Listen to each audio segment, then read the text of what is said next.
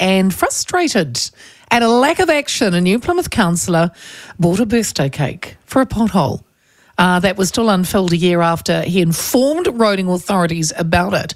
First-term councillor Max Brough took a cheesecake and a card to the intersection of State Highway 3 and Junction Street for the pothole's first birthday.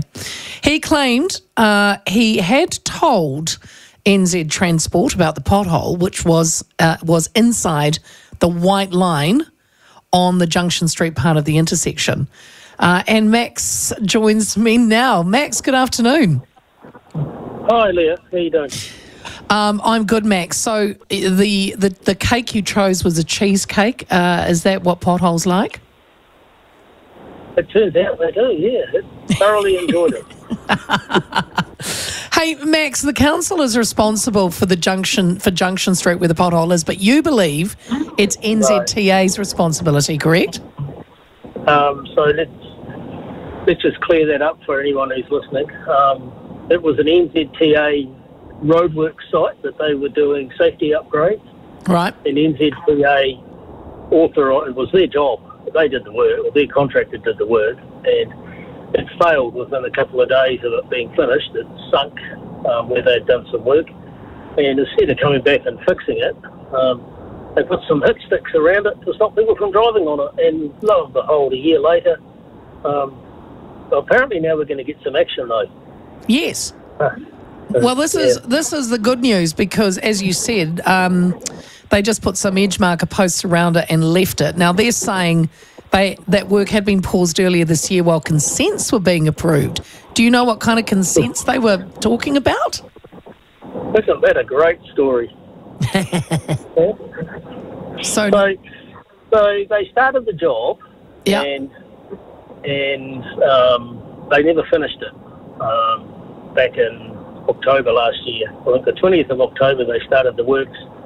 Dribbled on for a bit, and with like all roadworks, it didn't quite go to plan. Just before Christmas time, they abandoned the site, let everyone use it free to use.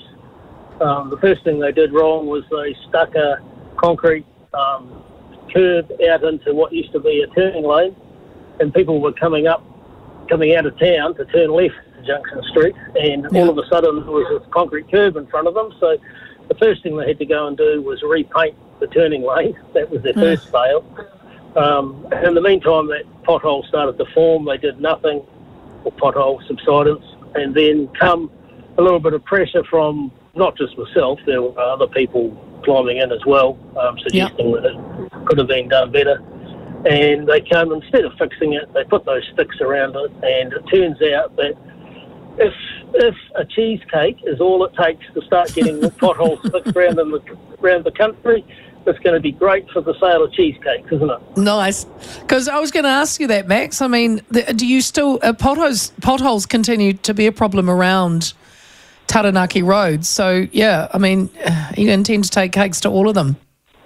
We'll put a tender out for the supply of cheesecakes, and we'll see how we go. Nice. Yeah, no, seriously, it's not very good, is it? Really? No, it's not. Now, they've also, NZTA's also said that they plan to asphalt the whole intersection along with reselling 400 metres on the approaches either side. Have you heard that as well? It's pretty good value for a $11.99 cheesecake, isn't it?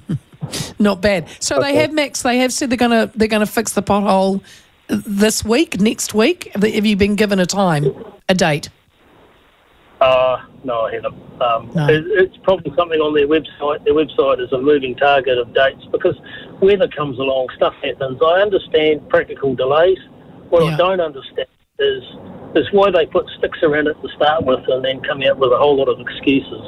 And the other day, actually, I don't know if I'm allowed to go off script a little bit, am I? Sure. The head of NZTA, General Acting Manager, or CEO, Dom Kalassi, I think his name is, and I'm not throwing him under the bus, but he did make reference that councils and NZTA sometimes don't align their work programs very well. That was in the New Zealand Herald, I think. And he was part of an article around the state of our potholes in the country. And basically the inference is that they do work on the state highway in different council areas, and then we come along as councils and dig it up and fix pipes. Yeah. Which strengthens my case to say, you know what, NZTA, you've got enough problems in Auckland and Wellington with light rail and all the other things that you can't deliver. For those of us councils that want to take care of our state highways, just give us the money and let us get on with it. Let us do it. And then we can align all of those things.